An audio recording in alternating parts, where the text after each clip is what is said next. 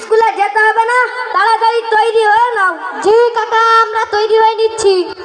আব্দুল্লাহ, একটা বিষয়ে তোমার সাথে আলোচনা করা আছে। বলুন বাবু। এসো, বসো, বসে কথা বলি। বলছিলাম যে ছেলেগুলো নিয়ে বড় ইচ্ছা, তাদের বড় ডাক্তার বানাবো। জি বাবু, খুব ভালো হবে। তাই আমি চিন্তা করলাম এখানে ওদের পড়াশোনা ভালো হবে না, ওদের লন্ডনে পড়তে পাঠাবো, বছরে বছরে বাড়ি আসবে। কি বলো? জি বাবু, খুব ভালো হবে, খুব ভালো। আর হ্যাঁ, তোমার যে একটা ছেলে ছিল না, সে কোথায়? তাকে তো আর দেখা যায় না। আরে বাবু, মোরা হলাম খুব গরিব মানুষ, এত টাকা পয়সা কোথায় পাবো যে তাকে ইংরেজি স্কুলে পড়াবো? আমাদের গ্রামে প্রাইমারি স্কুলে ভর্তি করেছি, আর আমাদের গ্রামেরই মক্তবে পড়তে যাই। আমাদের গ্রামের মক্তবের ইমাম সাহেব খুব ভালো একজন মানুষ। উনি গ্রামের সকল ছেলে মেয়েদের বিনা পয়সায় কোরআন হাদিসের শিক্ষা দেন, এছাড়াও দুয়া দিন দুনিয়ারও জ্ঞান দান করেন। ভালো ভালো, খুব ভালো, মোটামুটি পড়াশোনার মধ্যে আছে। আর হ্যাঁ, ওদের আমি এ মাসেই লন্ডনে দিয়ে আসবো। সুদীর্ঘ 1 বছর পর চৌধুরী সাহেবের 3 ছেলে বাড়ি এলো এবং আব্দুল্লাহর ছেলেও এলো। বল্টু, বাবা বল্টু। জি ড্যাড। বাবা, আমার জামাটা দোকানে ইস্ত্রি করতে দেওয়া আছে, এনে দাও তো বাবা। পারবো না আমি, আমার হাতে এখন টাইম নেই, এখনই আমার একটা ফ্রেন্ডের বাড়ি যেতে হবে। বাবা লালটু। জি ড্যাড।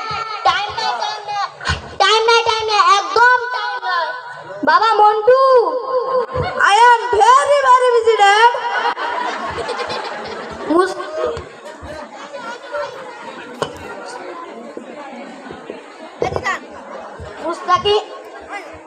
মুস্তাকিন, বাবা মুস্তাকিন।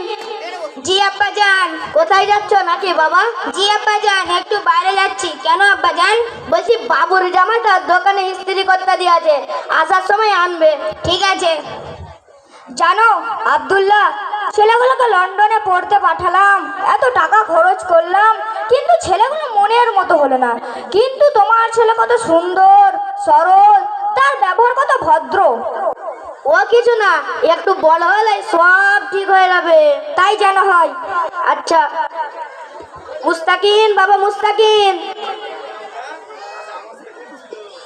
মুস্তাকিন, বাবা মুস্তাকিন। জি আব্বা জান। জামা নিয়ে এসেছো? শোনো বাবা মুস্তাকিন, জামা নিয়ে এসেছো? হ্যাঁ। আমাকে দাও, আর বাবুর কাছে গিয়ে একটু সূরা কলমের কথা কিছু বলো, যেন বাবু নামাজ টামাজ পড়ে। ঠিক আছে, তুমি বাবুকে তৈরি হতে বলো, তাহলে আমি বলবো। আচ্ছা ঠিক আছে। বাবু, কি হয়েছে বলো না? আজকে আমার ছেলে আপনার সাথে কিছু কথা বলবে। কে? মুস্তাকিন। জি বাবু। ডাকো ডাকো, কি বলবে শুনি। মুস্তাকিন, বাবা মুস্তাকিন। জি আব্বা জান। এসো, বাবুকে কি বলবে বলো। আসসালামু আলাইকুম বাবু। ওয়ালাইকুম আসসালাম। বাবু ভালো আছেন? জি ভালো আছি। বাবু, আমার কথাই কিছু মনে করবেন না কিন্তু। না না, মনে করার কি আছে, তুমি তো আমার ছেলের মতো। বলছিলাম বাবু, আপনাকে আমাকে সবাইকে আল্লাহ তাআলা সৃষ্টি করেছেন এবং দুনিয়াতে পাঠিয়েছেন, এবং আমাদের সকলেরই মৃত্যু হবে, কারণ আল্লাহ তাআলা কোরআনের মধ্যে বলেছেন কুল্লু নাফসিন যায়িকাতুল মাউত, অর্থাৎ আমাদের প্রত্যেককেই মৃত্যু স্বাদ গ্রহণ করতে হবে। তারপর আমাদেরকে আল্লাহর কাছে ফিরে যেতে হবে। তারপর আল্লাহ তাআলা আমাদের দুনিয়ার হিসাব নেবেন। যদি দুনিয়াতে আমরা ভালো কাজ করে থাকি, তার প্রতিফল আল্লাহ আমাদের জান্নাত দিবেন। আর জান্নাত হলো চির সুখময় জায়গা, যার সুখের যতই বর্ণনা করি না কেন কম হবে। আর যদি দুনিয়াতে আমরা খারাপ কাজ করে থাকি, তার প্রতিদান আল্লাহ আমাদের জাহান্নাম দিবেন।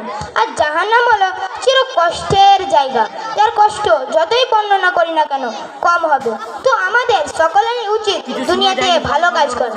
সবই তো বুঝলাম বাবা, কিন্তু ভালো কাজ মানে দেখুন, আল্লাহ জিন ও ইনসান সৃষ্টি করে কোরআনের মধ্যে বলেছেন ওমা খালাকতুল জিন্না ওয়াল ইনসা ইল্লা লিয়াবুদুন। আমি জিন ও ইনসানকে সৃষ্টি করেছি শুধুমাত্র আমার ইবাদত করার জন্য। আপনার ইবাদত তখনই ইবাদতের মধ্যে গণ্য হবে যখন আপনি সমস্ত কাজ নবী পাক সাল্লাল্লাহু আলাইহি ওয়াসাল্লামের তরিকা অনুযায়ী করবেন। তো আপনাকে বলছিলাম, আপনার বয়স তো অনেক হলো, এবার নামাজ পড়াটা ধরুন। কিন্তু বাবা, আমি নামাজ কেমন করে পড়বো? আমি সূরা কালাম কিছুই জানি না। তুমি যেমন এ বয়সে মক্তবে পড়েছো, আমি এ বয়সে তো মক্তবে পড়িনি।